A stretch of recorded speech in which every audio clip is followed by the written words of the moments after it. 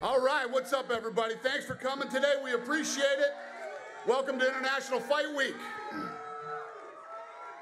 Before we get started, obviously, UFC 226 is this weekend. We have the Ultimate Fighter finale this weekend right here at the Palms. And let's get it started. Who's got the first question? Unfortunate news, of course, with the cancellation of the previous co-main event. I'm curious, what can you tell us about Max Holloway at this point? An update on his health and just kind of what's going on with him. Yeah, it's a weird situation. I was just talking to Jeff Nowitzki in the back, and you know, there's a couple of different, you know, people. Some people think it's concussion related, and some people think it's weight cutting related. So they haven't really got down to the bottom of what it is, but according to him, he feels fine, and but obviously he's not fine. So we're going to continue to try to figure out what's wrong with Max Holloway. So I guess in the meantime, you know, there's no way that this guy's going to fight anytime soon. Okay, I was going to ask him. You said anytime soon. So with that in mind, that we're still figuring it out. I mean, is there even a ballpark, a time frame, an idea when he could fight again? I can't remember exactly what the time frame is, but when you look at you know, he was getting ready for a fight. That fight fell out. Then he was getting ready for another fight, and he didn't make weight and couldn't make the weight. And the list goes on and on. 3 or 4 fights. I can't remember exactly what it was. But the guy's been training and cutting weight, you know, for 3, 4 fights in a row. Yeah, it's very weird. We'll figure it out, and that's that. I guess the flip side, Brian Ortega, what do you do with him in the meantime? I mean, do you have any idea of getting him another fight? It sounds like maybe you tried to put something together this weekend. It didn't happen. What's the next move for him? We're working on it. We're working on it. So obviously, literally, Jeremy Stevens will not stop blowing me up. He wants this fight so bad. He said he'll take it on short notice. He's cutting weight already, and with the hopes that Ortega will accept the fight. Ortega has turned down the fight. So I don't know. We'll see what happens. Nice. And I guess still a good card. I mean, even with that unfortunate news, still a very, very good card. I'm just curious, Dana, what the thought process was, how you picked these two guys, the other 2 heavyweights here, to be your co-main event. Was it an easy pick? What was the decision-making process? Yeah, well, obviously, you know, when you're putting together a card, and especially it's International Fight Week, it takes a lot of timing and things to come together and be right. A lot of guys were healthy. A lot of guys hadn't fought in a while, and everybody wanted to fight on International Fight Week. And then what was awesome, too, is that these two accepted a fight with each other, light heavyweight versus the heavyweight champion. Which when they both won their last fight, I felt this was the funnest fight to make in the heavyweight division right now, and they both agreed to it. So, yeah, and let's not even talk about these two. I mean, that's another great heavyweight fight. We got Mike Perry versus Felder. You got Chiesa versus Pettis, which was supposed to happen.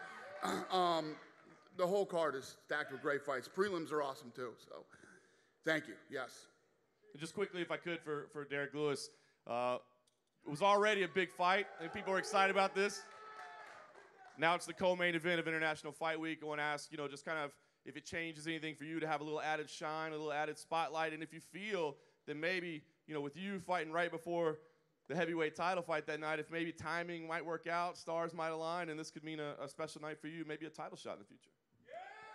It really don't matter because, you know, I feel like we should have been getting paid pay-per-view points anyway. So everybody really buying the pay-per-view because of me and Francis.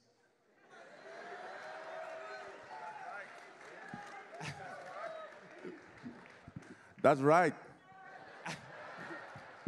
Fair play. Last thing for me, I wanted to ask you, Francis. I mean, there you are now. You're sitting right next to Stipe again, and you know, things worked out that way. I want to ask if you're excited to kind of have this shot again. If you think, you know, maybe an impressive performance against Derek will give you a chance to maybe go against this guy again. Yes, I mean, I'm really excited to get back in the octagon. You know, I lost my last fight against Stipe, and then it was a great performance for Stipe, but I learned a lot about that fight. I'm pretty sure that the rematch will be different. I'll do better than I did the last time, and I will do great.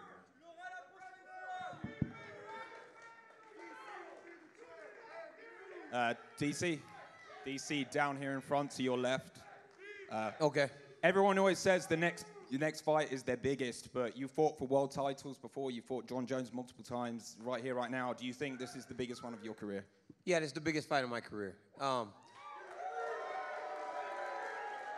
I'm fighting the most successful UFC heavyweight champion of all time, the baddest man on the planet. So nothing I've done to this point is bigger than this. Now, the reality is, these guys, all great guys, they're sitting up here International Fight Week, and it's a big deal for them, but this is where I've lived.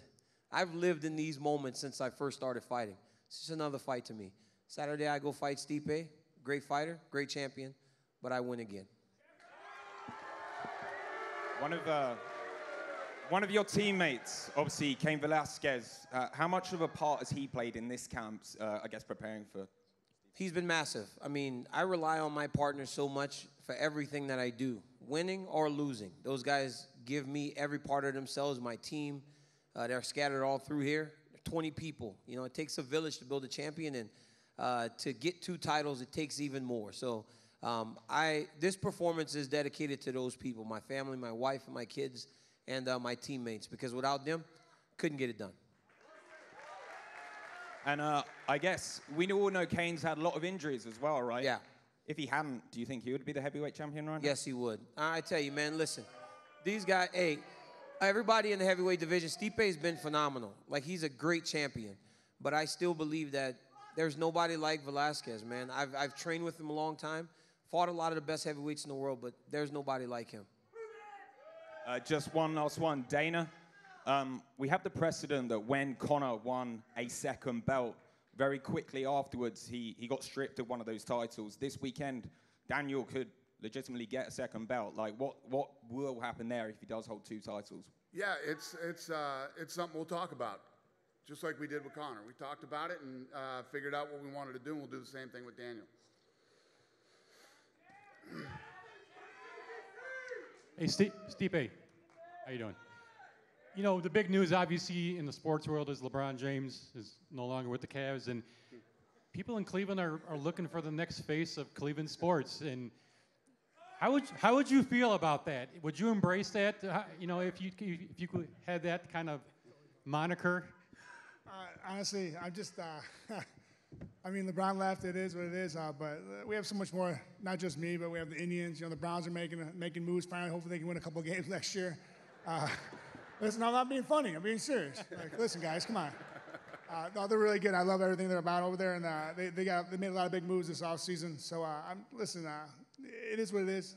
You know, if they want me, you know, if they put something about me, great. If not, I'm just proud of the city. I love the city and where I came from. Well, how would you feel about that if they put up a poster of you or a big sign of you one day? Oh, that'd be awesome. That'd be sweet. I mean, who wouldn't want that? I mean, I went in my barn to myself because I'm selfish. You know, I look at it all the time. You know, so no, it'd be great though. It'd be great. Hey, Dana, for you, you know, I just asked Stipe, can he be the face of Cleveland sports? But can Stipe be the face of the UFC going forward? But he is, though. I mean, if you've ever been to Cleveland, you know what I mean? They love Stipe in Cleveland, man. He is one of the big guys. He goes to all the games. All the other athletes know him. All the fans know him. He really is that guy. Listen, when the heavyweight champion of the world lives in your city, you know about it, and it's a big deal. You know what I mean? And yes, you know, the guy's got more wins than any other heavyweight championship, you know, for title defenses. And, you know, Saturday night he's going up against a guy who's never lost at heavyweight. So this is a big fight for both of these guys. It's an important fight. It's a big fight, and yeah, it's a big notch in Stipe's career for sure. DC, for you, what are the challenges of fighting a guy that is 5 inches taller and you has an 8-inch reach advantage on you? I mean, every person I fight is bigger than me. I mean, when was the last time I was last time I fought somebody I was bigger than was Jeff Munson. That was in 2010. And I felt like Muhammad Ali out there. I had the reach advantage. The only time I've ever had the reach advantage. But it's the same, man. These guys are, they're all the same. I approach them in all the same ways. Somebody asked me earlier, they said, what's your approach to fighting Stipe? It's going to be the exact same thing. I'm going to go forward, try to walk him down and exhaust him. I'm going to try to take him down. I'm going to try to wear on him and pressure fight him. I'm not going to reinvent the wheel 9 years into my career. I'm 5'11" at best with my tall shoes. And I'm a grinder, and that's what I'm going to do to Stipe on Saturday.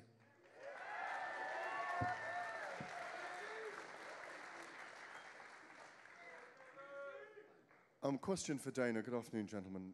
Question for Dana, first of all. Going back to the Max Holloway situation, can you just assure us that he has had MRI, EEG scans, and he will be having those? I did speak to a consultant neurosurgeon and kind of talked him through the comments that that Max's team had put out, and he said it could be a number of things. That was his diagnosis, from very simple things to like the beginning of epilepsy or whatever condition it is. But can you assure us that he is going through all these testings?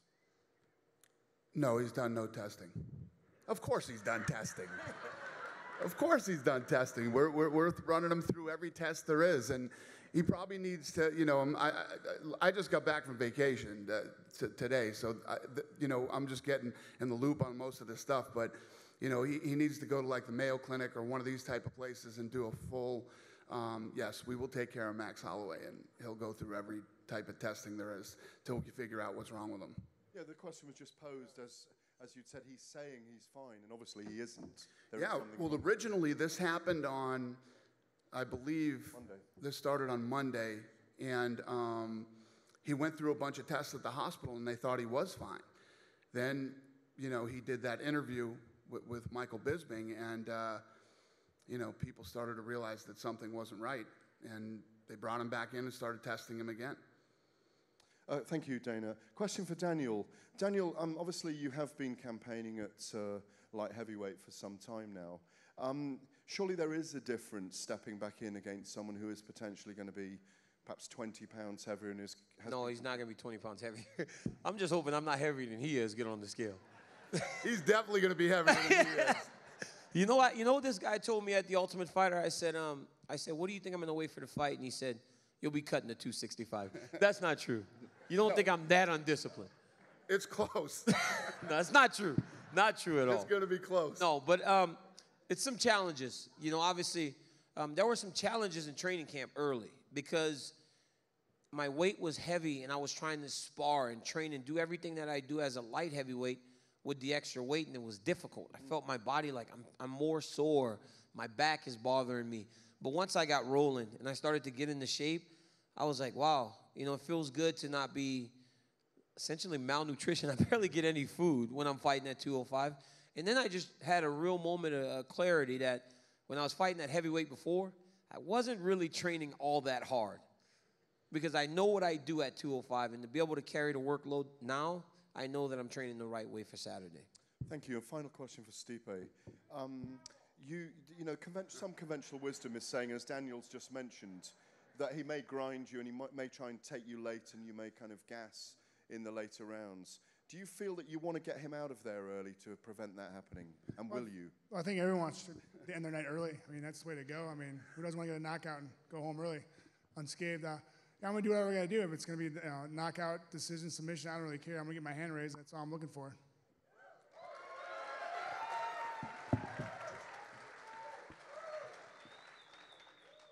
Just one for Derek, right here.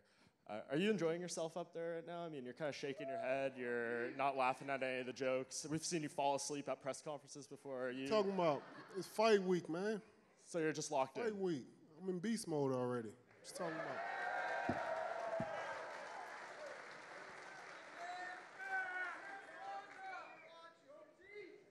A question for Francis.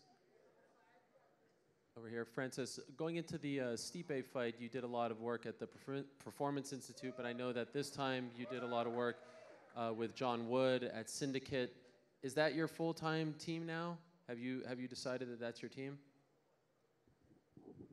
Yes, for now that's my full team. I still work at the Performance Institute, but just like for my conditioning, and then as a team, I use the Syndicate, and I still also work with my gym in Paris with MMA Factory, so they merge together. Okay. And a question for Stipe.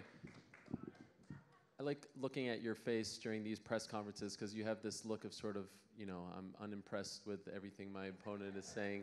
And I'm just wondering, what do you think of Daniel at this point after doing tough with him and, You know, I know sometimes he tried to get under your skin a little bit. How do you feel about Daniel going into the fight? No, I was waiting for you to come with those questions. That's why I was looking like that, because I'm used to it by now. No, Daniel's a great guy. You know, we had a good time with the Ultimate Fighter. And listen, man, I work in the fire department. I get my balls busted every day. You know what I mean? I'm a little guy on the department. And like I tell you, they always give me a plunger, no matter after a fight. They're like, hey, go to town. I'm like, awesome, yay, get to work on the toilet, you know, or clean the floors or clean the trucks, you know. So, yeah, I'm not good. No one's gonna get under my skin. Oh, my wife knows that button to get under my skin. Okay, then just a quick one for Daniel. I know that you keep saying that you're going to go down to 205 after this. That's the plan. But considering, just for, you know, let's just put John aside for a second. Volkan's fighting Alex. You beat both of them. You look to be in amazing spirits. You don't have to cut weight. Your expiration date is coming up in this sport. Why in the world, if things go well, would you go back down to 205? Like, what is there for you to do? I'm honestly like really selfish, and I don't want to give up one of the belts. So it's like going to be a fight between Dana and I, but I mean, we'll see what happens. I mean, either I fight at 205 or, I mean, I've already got a challenge in the back. Derek Lewis told me that he was going to knock me out right before we walked out of here. So, I mean, Derek Lewis may knock out Francis and then knock me out afterwards. I don't know. I know they got guys that are lined up to fight me. He's been sizing me up since I got back there and called me small. He's like, well, you're a lot smaller than everybody up here. That's rude, Derek. He said it. Like, wow, you're a lot smaller than everybody else. What? That's crazy. You are. Derek, what's your issue with Daniel? I want to know, too. He disrespected Popeye's chicken on a commercial a few years ago.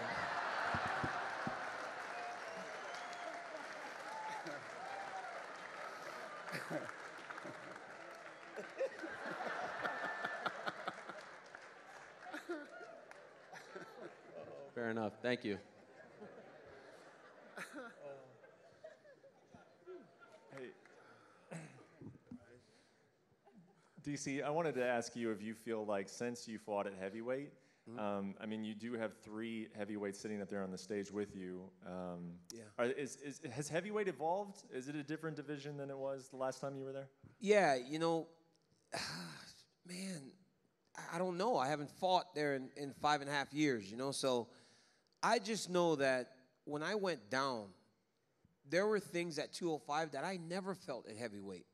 I mean, Anthony Johnson hit just as hard as any heavyweight I've ever fought, right? Jones did things that I don't think a heavyweight can do. So I've experienced so much at a much faster pace at 205. That's where I feel good about going back up. I know Stipe is a different type of heavyweight, and I know that he's fast, and I know that he's quick, but he's still a heavyweight. And there are things that you see in the lower weight class that you just don't see in this division. It's evolved. It's evolved, but that's why you see guys like him and Kane before him really sprint out ahead of everybody else because they were before their time, and he's the face of the division, as he should be. And he's a great challenge. I'm excited about it.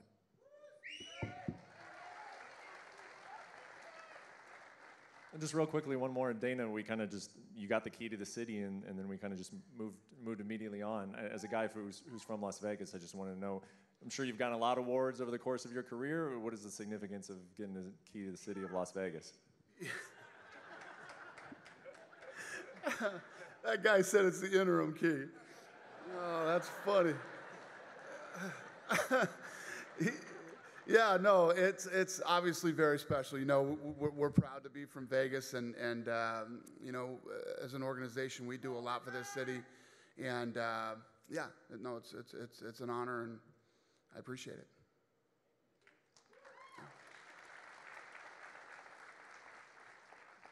Dana, with Max falling off the card and this happening last year with Amanda on the day of the fight, actually, how frustrated are you with this happening to the fans and, you know, missing some of the fights that they're looking forward to? And is there any kind of things that you can do to, you know, help this process moving forward? Is there any kind of review or procedures or anything like that you're going to change to try to ensure this doesn't happen anymore?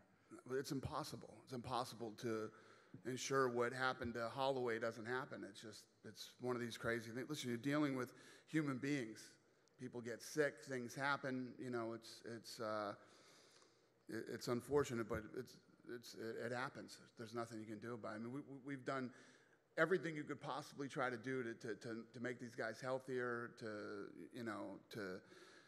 give them a safer place to train, and et cetera, et cetera. Eat the right foods. I mean, we have a restaurant at the PI where they can eat for free, and we've done everything that you can possibly do to try to limit this.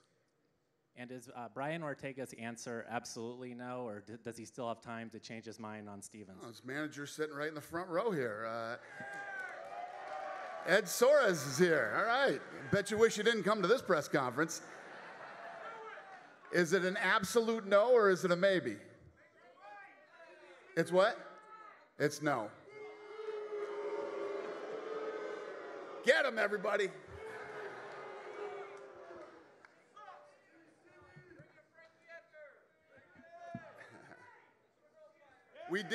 We did talk. Frankie Edgar is a stud. Everybody in this planet knows that.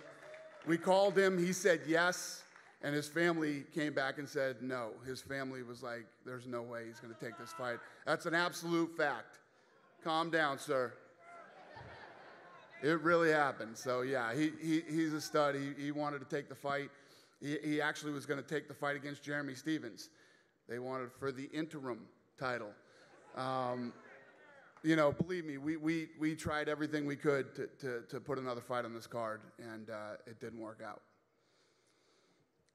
Who has the next question? That's it? I think we were getting a rap sign from the back. That's it? All right. She'll be here tonight. I'm going to square these guys off, and thanks for coming, you guys. We'll see you Friday.